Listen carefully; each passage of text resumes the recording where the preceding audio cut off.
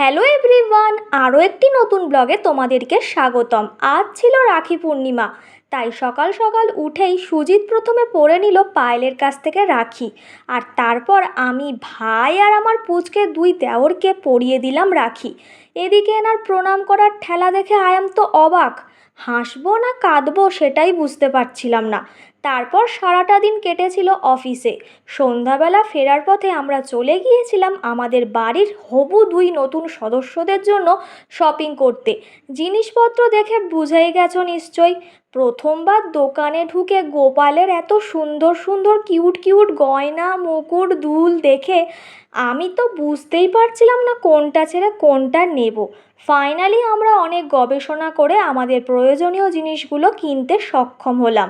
কিছুদিন পর আমার বোনের জন্মদিন, তাই আমরা গিয়েছিলাম বাজার কলকাতা। এখানে এখন 70% অফ চলছে, আর এই অফারটা থাকবে 15ই আগস্ট পর্যন্ত। বোনের জামা কিনতে এসে আমারও লাভ হয়ে গিয়েছে।